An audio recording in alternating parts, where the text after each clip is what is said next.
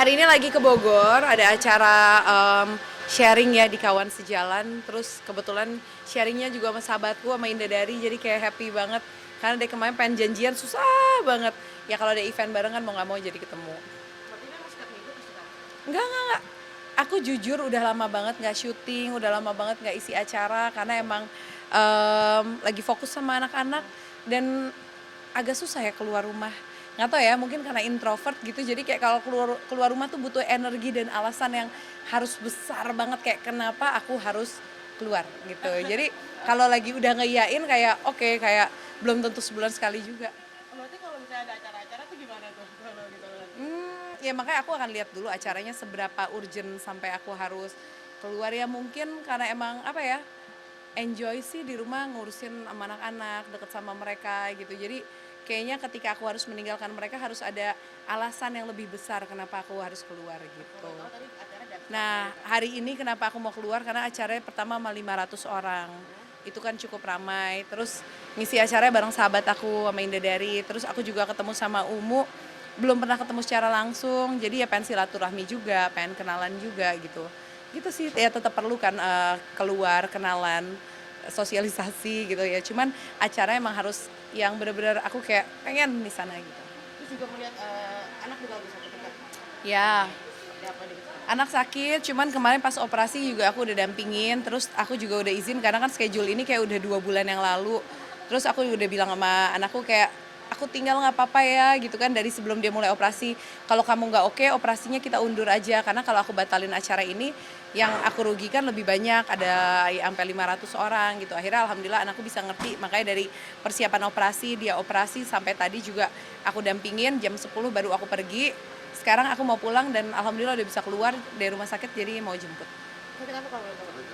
Em, ada 3 yang sakit, yang satu asmanya kumat, ini kayak penyakit setiap dia tegang mau konser sekolah, demam panggungnya repot banget ya, dia lagi kumat asma, kemarin saturasinya sempat turun sampai 86, ya tapi alhamdulillah lah selama setahun kumatnya baru ini.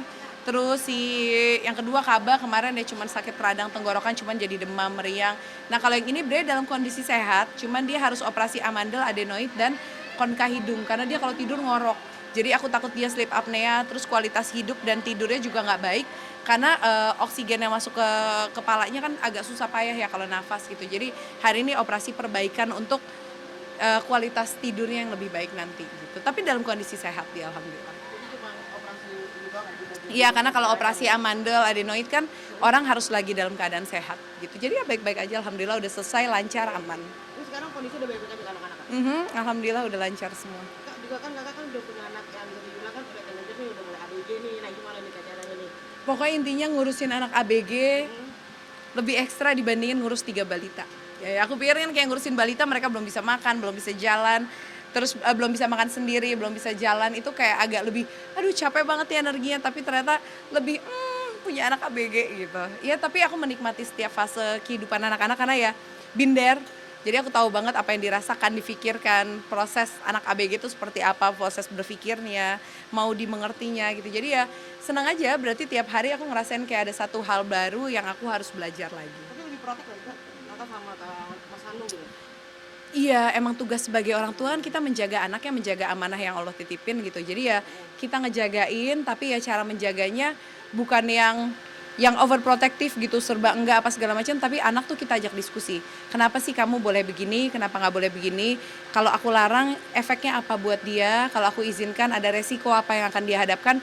Jadi aku ketika mendidik anak itu aku ajak diskusi karena pada akhirnya nanti ketika dia menjalani kehidupan dia yang akan memilih hidupnya seperti apa. Nah, aku mau membiasakan dia mengambil pilihan dan siap menerima resiko atas pilihannya dia gitu. Tapi mungkin akan ikutin jejak kakak dulu gak sih? Di dunia Anakku udah aku tawarin gak ada yang mau syuting, gak ada yang mau jadi artis, nggak tahu kenapa. Tapi ada yang pengen jadi sutradara, ada yang pengen jadi kameramen, ada yang pengen jadi produser. Ya nggak apa-apa, aku tinggal arahkan aja. Oh, berarti pada pengen ikut ke ayahnya ya? Iya, malah pada pengen belakang layar. Aku bingung banget, aku bilang enakan depan layar, kerjanya nggak terlalu apa ya, nggak terlalu, ya nggak tahu ya karena emang aku lebih paham aja lah kalau depan layar aku lebih paham, tapi ya mereka lebih milih kayak papahnya. Ya udah, nggak Mungkin apa-apa. kita sering ikut kakaknya juga apa gimana? Ya karena mereka lihat kan yang apa ayahnya kerjain, sedangkan ketika mereka lahir kan aku udah nggak syuting. Jadi ya mereka juga nggak tahu, depan lahir kayak apa, dia kayak apa kerjaannya, mereka nggak tahu apa yang dulu aku kerjakan gitu. Jadi yang mereka tahu ya pekerjaan yang papahnya jalanin. Udah ya, mau ini. Sedikit dong tentang melihatnya bencana di Sumatera Barat, di Sumatera gitu mungkin doa. Pokoknya pastinya dengan adanya ujian bencana ini sebenarnya ujiannya bukan cuma buat saudara-saudara kita yang terdampak langsung, tapi ini ujian juga buat kita yang kita dalam situasi baik-baik aja, apa yang kita lakukan. Empati kita seperti apa, sikap kita seperti apa yang kita lakuin untuk bisa memudahkan kesulitan yang mereka lagi hadapin gitu. Jadi ujiannya bukan cuma buat mereka, tapi juga buat kita. Jadi sekarang saatnya kita merefleksi apa nih yang bisa kita lakukan dan yang sudah kita lakukan. Mungkin ada ini nggak sih kayak buka sumbangan gitu ya? Alhamdulillah aku udah buka 2 dapur umum. Pastinya pengen nambah terus, jadi kita selalu lagi, karena aku ada yayasan, aku bikin yayasan Rangkul, jadi kita lagi cari titik-titik yang belum ada posko. Jadi aku nyari yang belum ada posko supaya kita juga bisa ngisi di sana gitu. Jadi seenggaknya ada harapan, ada bantuan, ada mereka ngerasa mereka nggak sendirian. Udah kan tahun ini sendiri gimana sih kita juga akhir tahun ini bencana banjirnya cukup besar juga gitu di Sumatera. Iya, yang namanya alam kita nggak pernah tahu apa yang akan terjadi. Yang jelas gimana reaksi kita sebagai manusia ketika ada hal seperti itu. Tapi kakak ada saudara gak sih di Sumatera? Yang terdampak langsung nggak ada sih, alhamdulillah. Tapi kan sesama muslim kita semua saudara, jadi ya semua saudaraku juga yang lagi terkena dampak. Jadi ya lagi cari cara apa yang bisa aku lakuin lebih besar lagi, lebih memudahkan gak cuma untuk sekarang tapi juga jangka panjang. Itu lagi aku diskusikan sama tim. Kemudian anak-anak pulang kapan dari rumah sakit Kak? Hari ini makanya udahan wawancaranya. Anak yang berapa kak kalau boleh tahu kak? Sekarang yang nomor 4, yang ini yang lagi berkata. Nah ini lagi mau keluar rumah sakit, lagi nungguin aku pulang karena harus tanda tangan parents. Thank you. Apa kak?